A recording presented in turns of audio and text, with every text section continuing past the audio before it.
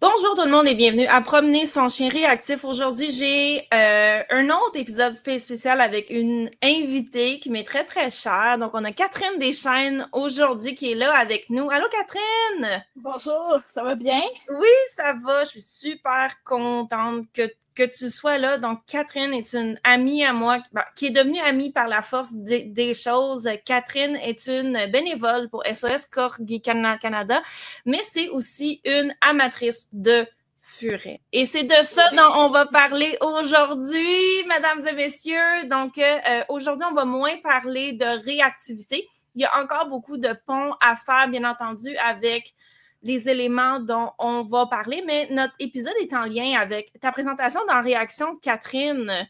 Oui, ben en fait, c'est avec des furets réactifs d'une manière ou d'une autre, là, à plus ou Oui. moins grosse échelle.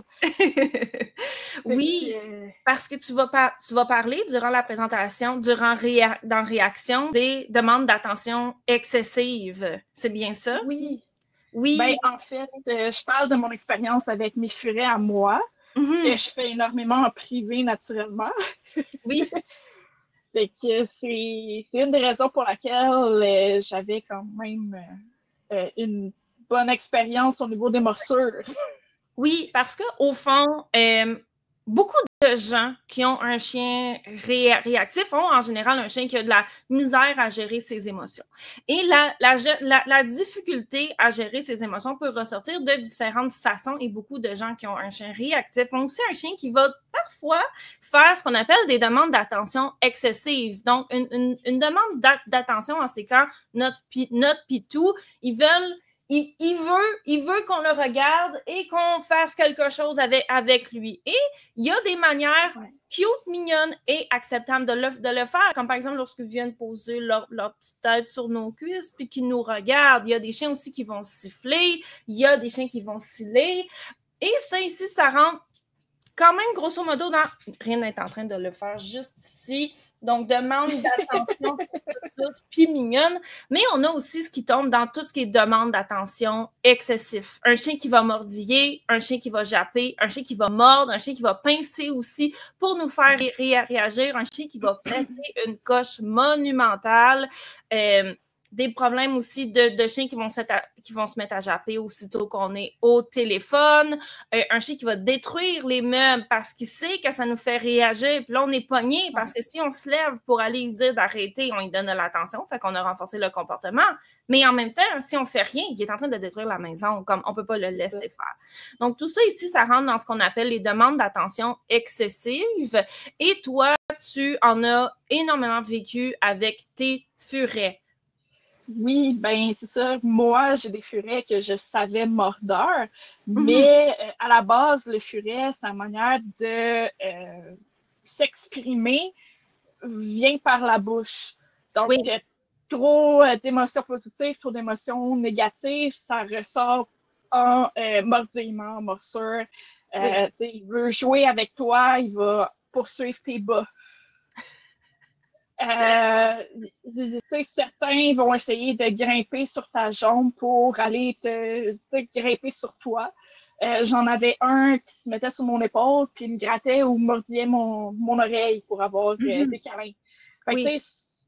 C'est sûr et certain que c'est petite échelle, fait que c'est moins désagréable, mais le comportement est le même. Oui, et je pense que ce qui est intéressant, au fond, la raison pour laquelle je t'ai invitée à venir présenter chez Réaction, c'est que lorsqu'on va parler d'une autre espèce, ça nous permet de voir un comportement qu'on voit chez les chiens, mais d'une autre façon et d'élargir nos horizons aussi. Parce qu'un furet, à la base, c'est tannant. Je t'apprends rien. Et donc, les excès, ces petites bébites-là, ça vient très facilement. C'est aussi... ça prend pas grand-chose. Exact. Et c'est surtout aussi... dans le jeu. Oui. Puis je pense que ça, on en reparlera dans la présentation de Roxane. C'est aussi des animaux qui sont pas nécessairement souvent gardés dans des situations qui sont optimales pour eux au niveau de l'enrichissement de la liberté, du besoin de courir et d'explorer, ce qui fait que ça ressort encore une fois en comportement. Oui, bien souvent, on pense à tort que le fait qu'ils dorment, c'est parce qu'ils sont bien, mais en fait, ils dorment souvent trop parce qu'ils s'ennuient. Ben, finalement, quand on les sort, ben, tout explose parce qu'ils n'ont pas dépensé leur énergie. Exactement. Ça revient souvent avec les chiens aussi. Oui. Mais pour le furet, ben, ça se ressort en faisant d'énormes bêtises que ben, les papas, mamans n'aiment pas nécessairement. Et ben, en fait, regarde, on avait un beau petit plan, mais sautons notre plan parce que je pense qu'on a un excellent filon ici. Catherine, tout le monde est bonne pour s'adapter on the spot, à parler que, tu sais, de justement des excès dans les comportements, les furets sont vraiment tannants, que toi, tu as adopté au fond des animaux qui avaient des comportements excessifs, dérangeants. Au fond, tous tes furets, c'est des rescues. La plupart. Mais naturellement, j'ai commencé par un d'animalerie. Quand on ne connaît pas vraiment ça, ben, on va à l'animalerie. Puis ça a parti comme ça, en fait. À l'époque, ben, c'est en 2015. J'ai regardé, parce que je faisais des chiffres de 12 heures à l'époque, puis je ne voulais pas un chien. Parce qu'avec des 12 heures, je ne savais pas comme à quel point j'allais être capable de le sortir puis de m'en occuper comme il faut. Fait que j'ai regardé quel animal que je pourrais avoir qui serait dans mon mode de vie. Et je suis tombée sur des furets. J'avais un collègue de travail qui en avait eu, qui avait adoré ça. Et ben, je me suis dit, ben, je pars en appartement, je veux un animal avec moi, puis je vais aller chercher un furet. Fait que je prenais comme mon appartement et la cage a été la première chose qui est rentrée dans l'appartement. J'ai été chercher mon animal comme le samedi matin avant même les déménageurs. Et dans le fond, ma cage avec mon furet a été la première chose qui est rentrée dans mon appartement. C'est pas mal la même chose pour moi aussi parce que à la base, je suis une fan de chats. Et j'ai eu mon premier chat dans des circonstances similaires. J'étais en résidence à l'université. Je venais de partir de chez nous. Je voulais enfin avoir un animal de compagnie parce que mes parents en voulaient pas quand j'étais jeune. Et en fait, je ne devrais pas raconter ça en public, mais c'est pas grave. Le chaton que j'avais choisi chez un éleveur éthique, elle était prête comme 2 semaines avant que j'aille mon appartement, puis on n'avait pas le droit aux animaux dans la résidence universitaire, fait que je l'ai caché pendant ces 2 ou 3 semaines-là. J'étais tellement stressée. Tu sais, comme moi, là, j'étais vraiment comme, bon sang, les règlements, c'est important. Et là, de faire quelque chose de pas correct, je me sentais tellement, écoute, j'en avais mal au cœur, tellement que je me sentais mal. Puis à un moment donné, il y a eu une inspection, puis il a fallu que j'aille cacher, que je time. Ils ont inspecté la résidence, la chambre de mon ami. Puis moi, j'étais au dernier étage. Fait que je savais qu'ils montaient. Fait que quand ils ont fini l'inspection de sa résidence, à me texter. Fait que là, j'ai pris le chat puis la cage. J'ai été cacher chez elle avec l'altitude et tout. Puis là, ils sont venus inspecter chez nous. Puis là, par après ça, j'ai cherché mon chat. Wow! Qu'est-ce qu'on peut pas faire pour avoir nos animaux? Mes parents l'ont jamais su, fait que j'espère qu'ils n'écouteront pas mon épisode de podcast. Ça fait quand même quelques années, là! Oh oui! C'est ta période de... Oui! Ben, ouais. Oui, fait que tu as eu ton premier furet, puis tu as eu la piqûre. Oui, ben en fait, qu'est-ce qui s'est passé? C'est que j'ai eu mon premier furet avec une cage vide, on s'entend, là, une grosse cage. Puis je me suis dit, ben, je vais aller chercher des tuyaux, du stock pour la cage. J'ai fait une commande.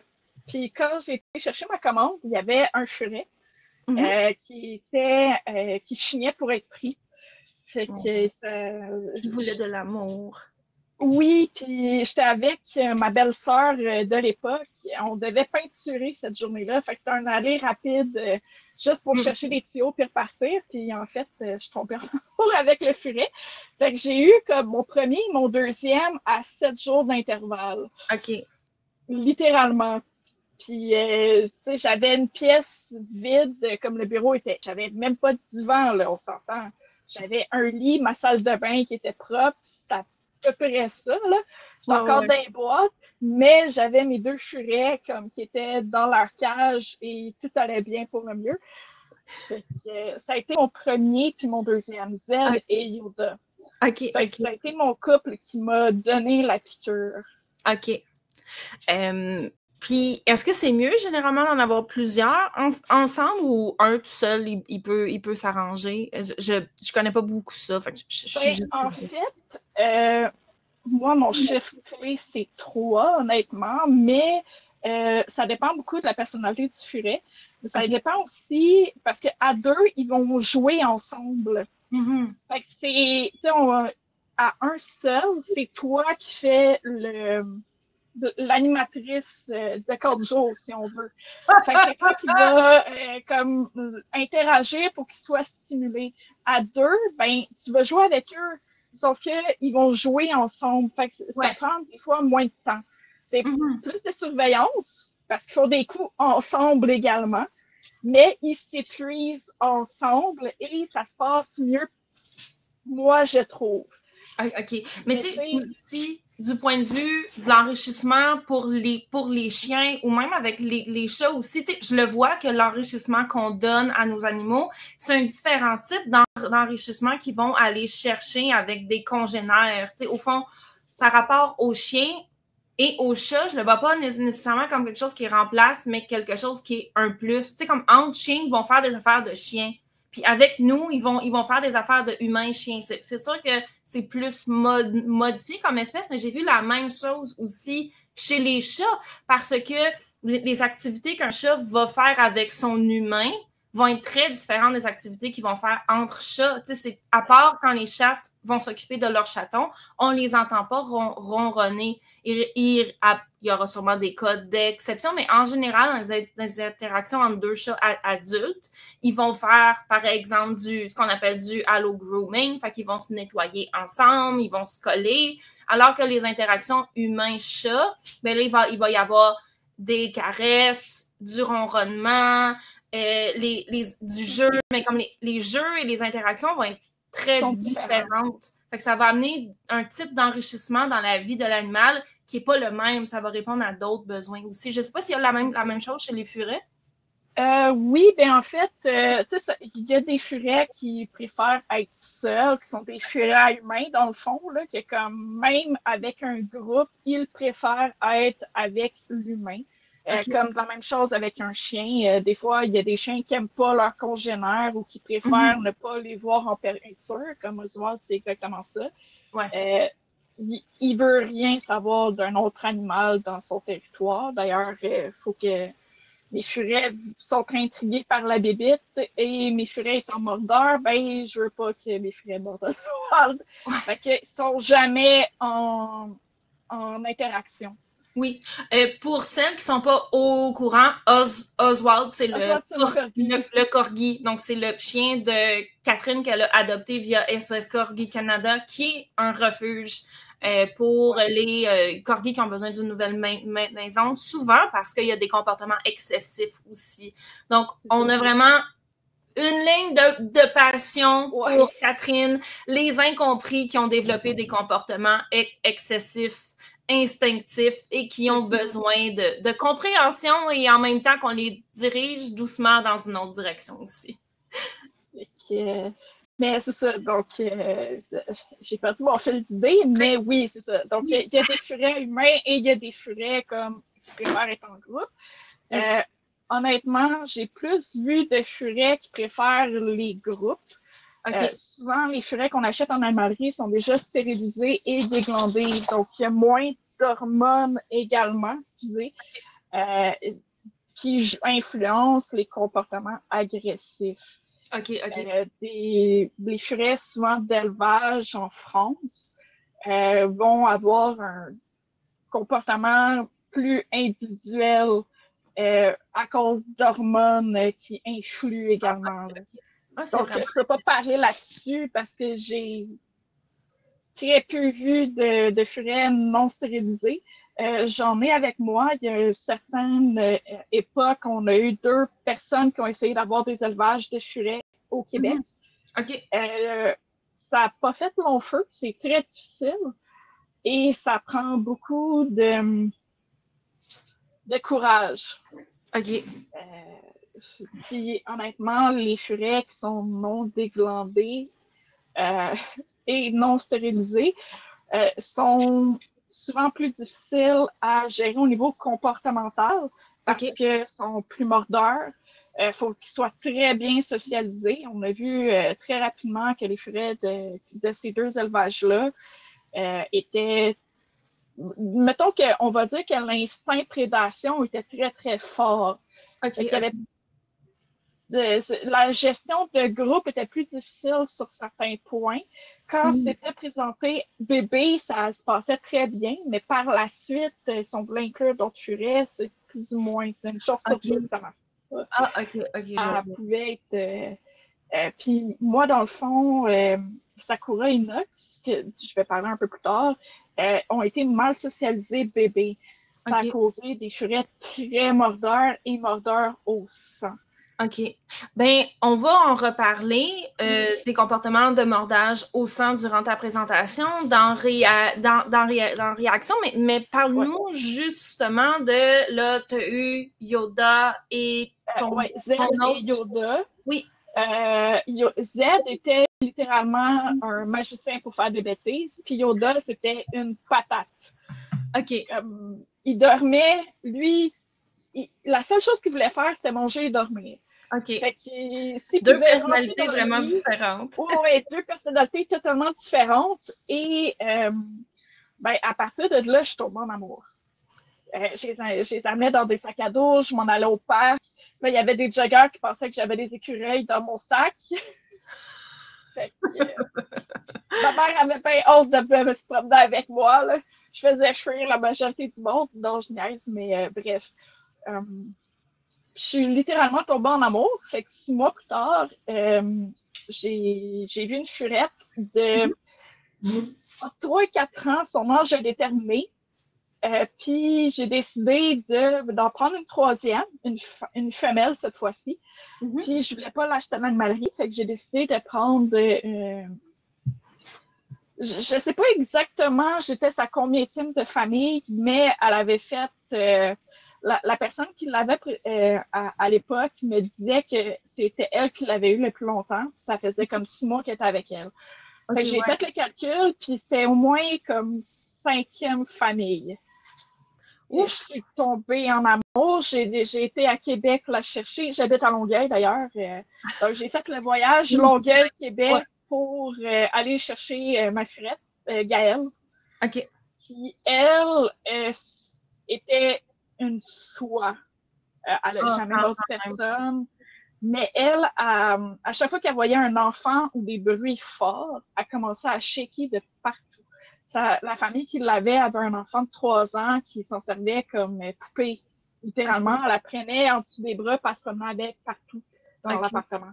J'ai l'impression que comme Gaëlle figeait puis elle se mettait à shaker de peur. Là. Elle était habituée, mais quand même. Puis ça a été une grosse piqûre.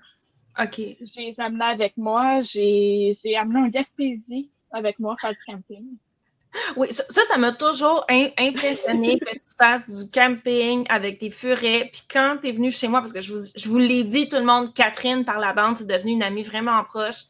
Tu avais amené Théo, qui est un autre de tes furets dont on n'a pas encore parlé. Puis Théo a sa cage de transport. Il a sa cage de « on reste ici pour pas longtemps » et il a son palace. C'est quelque chose, tu sais. Oui, ben c'est ça, quand j'étais en Gaspésie, j'avais littéralement 3 groupes. J'ai une amie qui m'avait gardé mes 2 plus vieux parce qu'elle avait besoin de médicaments et de suivi. Puis mon amie était en amour avec mes 2 femelles, Gaëlle et un peu plus tard Molly. Puis j'avais amené ma grosse tante, mon lit de camp, et j'avais 2 mini-tentes pour enfants avec chacun de mes groupes. Je ne pouvais pas sortir entre les 2. Qui étaient comme juste en dessous de moi. Fait que j'ai été en Gaspésie avec eux. J'ai des super belles photos d'eux sur la plage qui grattent dans le sable et qui essayent de partir avec des algues. OK, ben tu m'enverras les photos puis je les joindrai à l'épisode pour essayer de trouver une façon de les montrer aux gens. Là, ça a l'air juste vraiment trop mignon. Écoute, ça a été un des plus beaux voyages que j'ai fait, honnêtement. Là. Je dormais chez une de mes amies en Gaspésie, puis comme elle avait un poulailler, j'ai mis ma tante en arrière de son poulailler, mais c'était les coqs qui me réveillaient le matin. C'est un peu trop tôt, là, mais quand même. Fait que, Puis les furets avec les poules, ça leur ils titillait ne pas. se voyaient pas, là, mes furets étaient... c'est comme non, ça, non, quand même, là. les furets sont quand même... tu sais, j'avais des furets d'élevage avec la grosse Prey Drive, puis écoute, je sais pas si je devrais en parler, mais j'ai une de mes furettes, Nougat, qu'elle s'appelait, et elle, ben, à l'époque, je mettais sur mon balcon régulièrement, puis elle avait spoté un écureuil. Écoute, elle m'est revenue avec un bout de la queue de l'écureuil dans sa gueule, puis elle était toute fière de me le montrer. Moi, je capotais ma vie. Il y avait des poils partout. En tout cas, cette année-là, j'ai jamais vu d'écureuil sur le balcon, mais quand je dis que comme le Prey Drive était dans le tapis, elle, c'était incroyable. Et là, on va dire pour tout le monde qu'elle les a fait fuir parce qu'ils ont compris que c'était pas une bonne idée d'aller là. Okay? Écoute, à déglander sur le balcon, ça a sorti, c'était quelque chose à l'époque. Ça fait quand même plusieurs années. Là, elle était jeune, je pense qu'elle avait comme 2 ans. Là. Mais c'était je la raconte régulièrement parce que j'ai jamais vu un furet avec autant d'agilité et de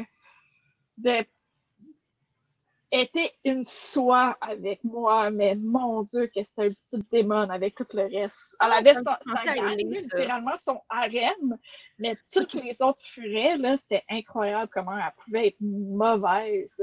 Ah, OK. Non, pour ça ressemble pas à Ellie, mais j'allais dire, soit avec moi, puis une forte prédatrice redoutable. Je suis comme, ça ressemble à Ellie, ça. Oh non, écoute, il y avait une guerre ouverte avec Nougat et Sakura. Les deux avaient leur harem, puis comme on mélangeait pas, même à vue, ça marchait pas. Là. C'était quand même. On s'entend, là, c'était des furets particuliers, c'est comme même pas un 0% de ce qui existe dans le monde. Là. Mais, parce que je sais pas en Europe. Là, parce que tu en as eu beaucoup qui étaient au fond des furets de seconde main parce qu'il y avait besoin de quelqu'un qui savait ce qu'il faisait pour les aider. Seconde main, oui. Oui. Au fond, est-ce que tu pourrais nous en parler plus? À ce moment-là, tu en avais 3, tu as eu ta furette qui s'est jointe, tu avais un super beau groupe, et là, ça l'a parti. Tu en as eu 1000. J'ai eu la piqûre, littéralement, puis je me suis impliquée pour aider des groupes de furettes qui qui aidaient à trouver des familles. OK. J'ai commencé en faisant du transport. Une famille qui ne pouvait pas aller chercher tel, ben moi, j'allais le chercher parce que c'était sur ma route, puis je leur amenais. C'est comme ça que j'ai eu Kyo. Kyo a été un furet que j'ai été chercher sur Kijiji pour quelqu'un. Et ben, la personne ne le voulait jamais amené. Fait que, ben, en fait, comme la personne ne le voulait plus, mais il était avec moi, fait que j'ai comme fait, ben, je vais m'en occuper. Puis j'avais demandé si quelqu'un le voulait, tu sais. Puis finalement, ben, je me suis trop attachée. J'étais un foster fail en série, là, je dois l'avouer. Comme Oswald, c'est exactement la même chose. Ouais, c'est un peu ça qui s'est passé. Puis toutes mes amies se disaient, tu vas l'adopter. Mais tu sais, à la base, Oswald, je devais juste l'avoir pour quelques jours pour aller le porter à son vétérinaire. Après ça, c'est quelques semaines. Un jour, c'est un chien qui mord. Il n'y a pas de danger. Ouais, non. Ça s'est pas fini comme ça. Ça l'a fini avec des costumes de Père Noël pour faire des belles photos. Tu n'avais pas mis un petit chapeau à un moment donné? Oui, puis j'ai acheté des oreilles de lapin cette année. Bon, ben voilà. C'est que, ouais, mon chien est très maltraité. Oui. Fait que là, tu as eu Kyo. J'ai eu Kyo, qui était littéralement un amour de furet. J'ai jamais vu un furet plus humain que ça. Il jouait moins avec ses compagnons, mais il était toujours sur moi. Lui, il jouait à la tag avec moi, littéralement. Là. J'ai touché, puis là, il me partait à courir, puis il me sautait sur le mollet, puis là, on recommençait. Il adorait les tuyaux aussi, mais c'est un des furets les plus gentils que j'ai vus. Ben, ils sont tous gentils avec moi, là, mais Kyo était une soie. En particulier, considérant comme qu'il a été quand même pas magané, mais c'est un furet qui est comme, il a été laissé à lui-même dans une cage à lapin trop petite pendant très longtemps. Oh, Les personnes qui l'avaient ne savaient pas c'était quoi un furet, fait qu'ils donnaient de la nourriture comme un chien. Ils donnaient comme les croquettes le matin et ils enlevaient après 15 minutes puis ils le laissaient jusqu'au soir, alors qu'un furet doit manger à peu près aux 4 heures, sinon il risque de tomber avec des problèmes de santé. Fait que c'est un furet qui est comme... Considérant où est-ce qu'il est passé, je suis étonnée qu'il soit aussi gentil. Il y avait eu un bout de queue cassé aussi, je ne sais pas comment. C'est un furet qui était hyper intelligent. Il ouvrait mon sac à dos de travail pour aller chercher mes barres tondres. Tu sais qu'on me disait qu'un furet, ça faisait des mauvais coups. Lui, ouais, d'ailleurs, Yoda s'est déjà endormi dans mon sac à dos de travail parce que Kyo l'avait ouvert, puis comme je suis partie avec mon sac à dos avec Yoda dedans sans que je le sache. Fait que ma mère était comme, Catherine, c'est normal que ton sac bouge. Je suis comme, oups! Ouais. Fait que, ouais, des furets, c'est quand même assez intelligent pour faire des mauvais coups. Puis ça adore partout. Il adore faire des nids. Oui, mais j'imagine, puis tu sais, c'est mini, fait que ça peut se faufiler partout. Oui, ouais. C'est comme un chat, mais quand même assez fort. C'est très tenace quand ça a donné en tête, là, comme les portes d'armoire. J'ai une de mes amies qui avait son furet, il ouvrait le frigidaire. Ah non, ça c'était moins fun. C'était comme après, tu sais. Non, ben, tu sais, les potes ont tendance à fermer, mais elle ouvrait le frigidaire, puis après ça, ses collègues allaient chercher le pain, puis là, ben, ils tiraient le sac, puis ils grattaient le pain. Fait une personne extérieure, c'était tellement drôle, mais pour elle, là, si tu rentres chez vous en te disant, ah, tu sais, j'ai ça dans le frigo pour faire à souper, tu sais, comme ça va être fait, puis là, t'arrives, puis là, le furet, il a mis le bordel dans le frigo, il a tout mangé.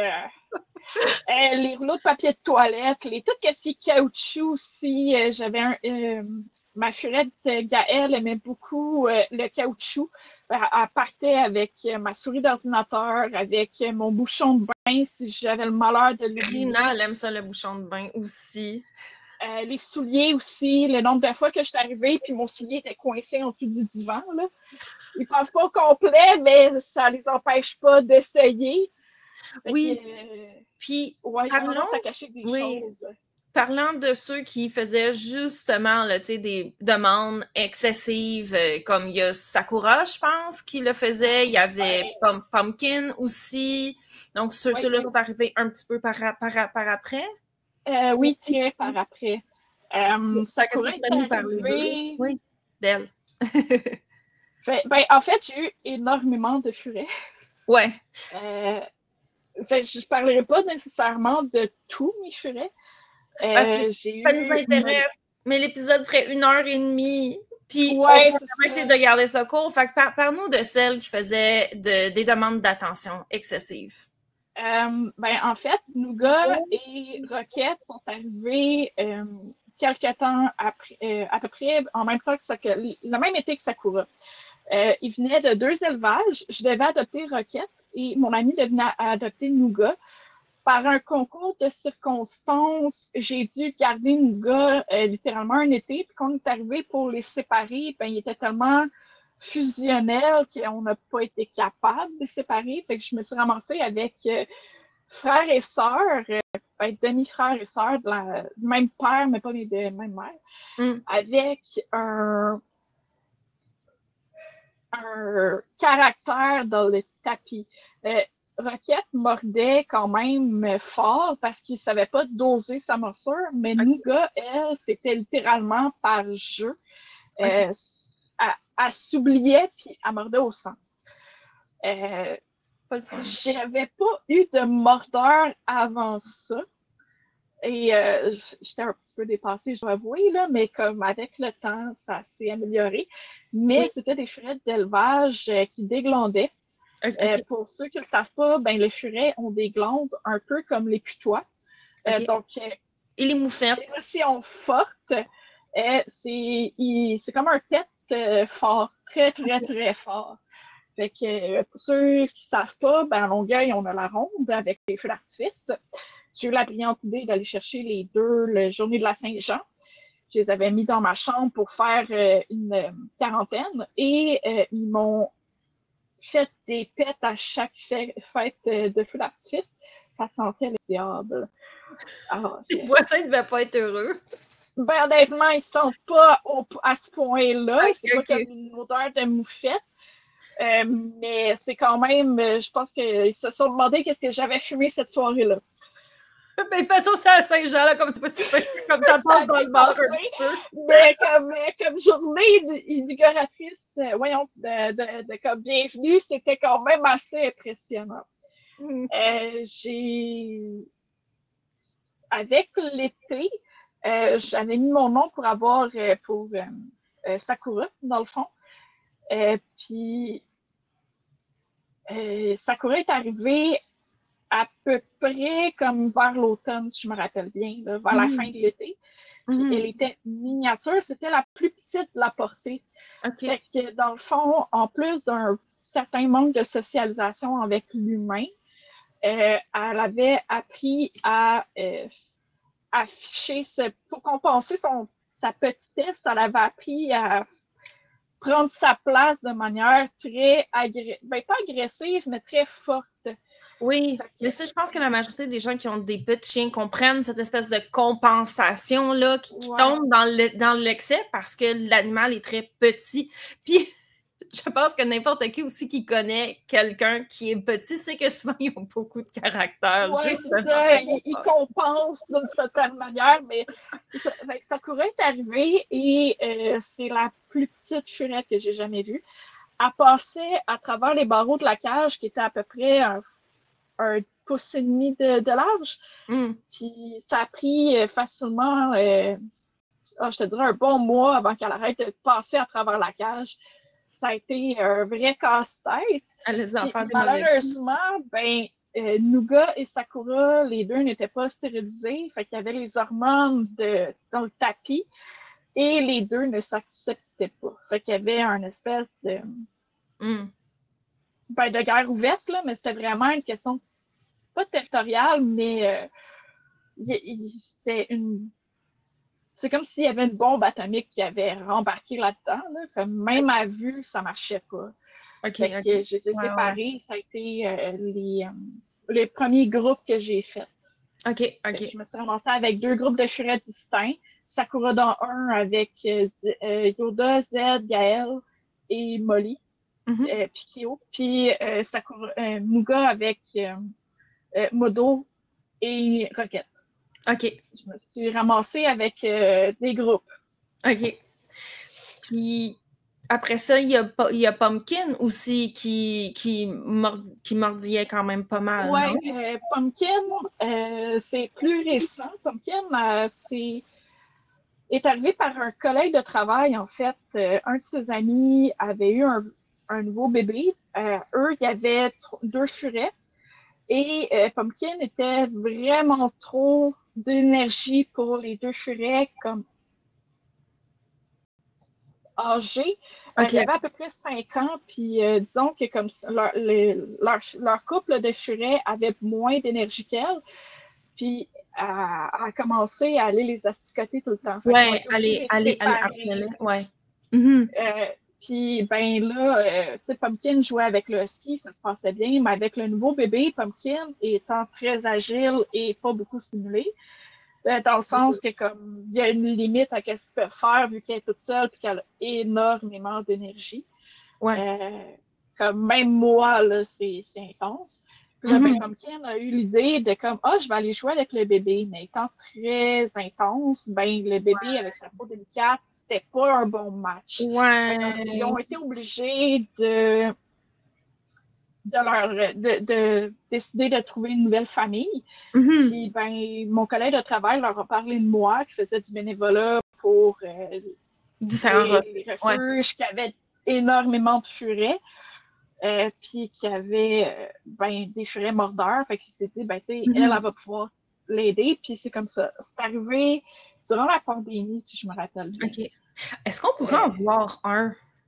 Oui, oui. Ben, je peux vous montrer Pumpkin. Ça serait pas long.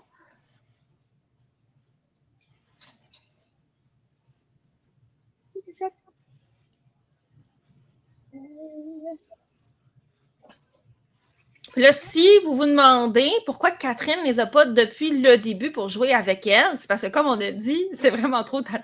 Ils vont faire tellement de mauvais coups que Catherine aurait passé tout son temps à gérer ses furets sur son bureau plutôt qu'à vous en parler.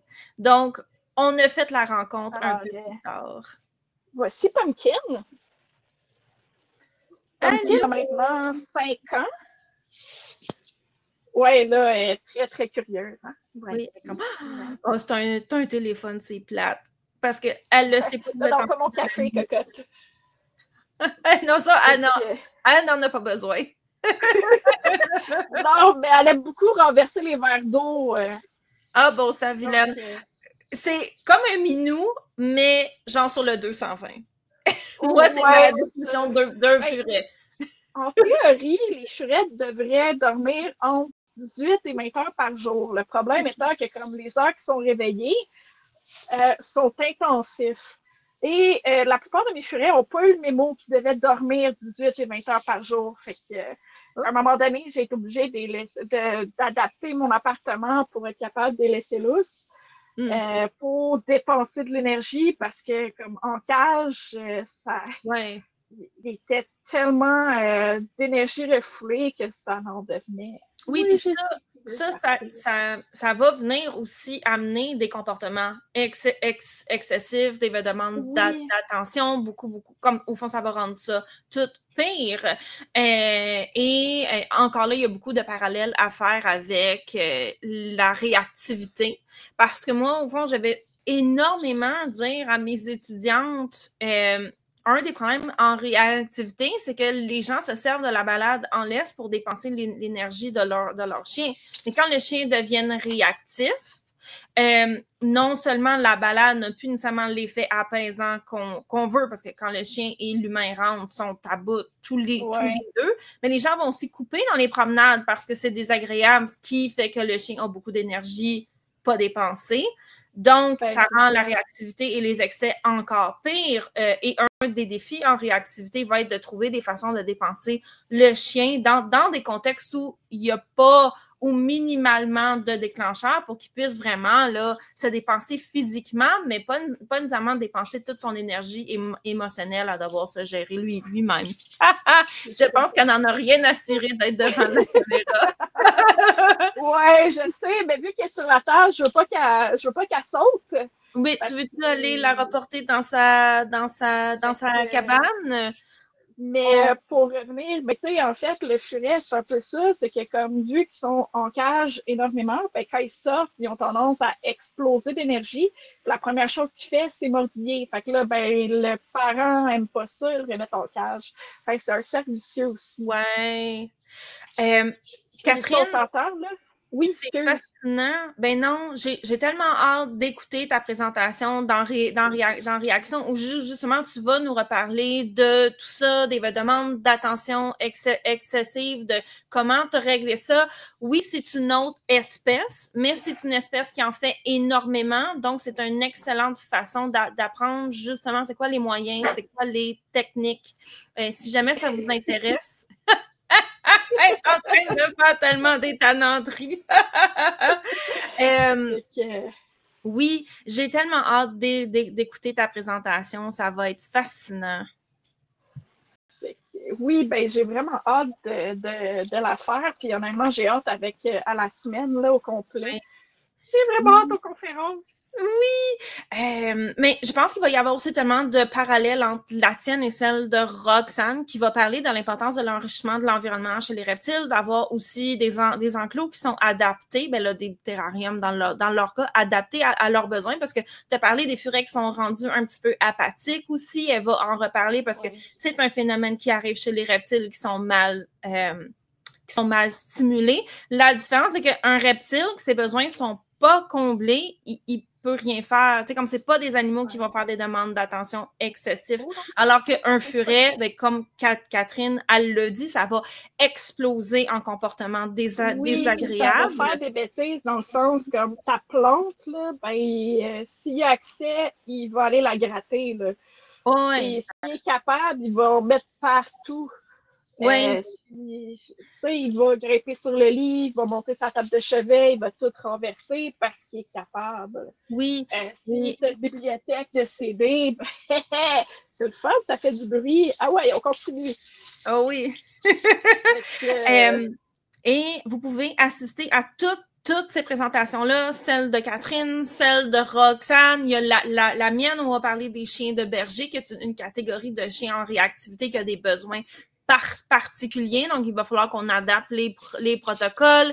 Il y a des présentations il y a des exercices, on va parler aussi de l'humaine au bout de la leste. J'ai tellement hâte à réaction. Vous pouvez assister à toutes ces présentations-là pour un seul et unique bas prix. Vous vous inscrivez, vous avez accès à tout ce qui est dans l'horaire. L'adresse va être dans les notes de l'épisode. J'ai vraiment hâte de vous voir. Catherine, on va se laisser parce que ça fait déjà un certain temps. C'est super agréable, mais il faut qu'on arrête à un moment donné. De toute façon, j'ai l'impression que Pumpkin, ça y tente plus. Elle veut aller jouer, là, je pense. Bon, ben, parfait. On va te laisser aller t'occuper de tes bébés. J'ai les miens qui m'appellent aussi. Là, je pense qu'on parle de demandes d'attention qui sont correctes, là, comme c'est l'heure. Là. Ouais. Et tout le monde, je vais vous revoir la semaine prochaine pour un autre épisode de Promener son chien réactif. Catherine, on se revoit durant Réaction. J'ai super hâte. J'ai tellement hâte de voir ta présentation. Ah, bon sang, le beau petit minois qu'elle nous a fait à regarder la caméra. Là, elle a dit, bon, c'est beau, là, j'ai fait, là. Ah ouais, elle a fait sa part. Ouais. Donc, merci tout le monde. Merci Catherine. Et j'ai hâte de vous revoir tout le monde. Dans Réaction, c'était Eve et Catherine Deschaines. On se revoit la semaine prochaine et bien entendu durant l'événement.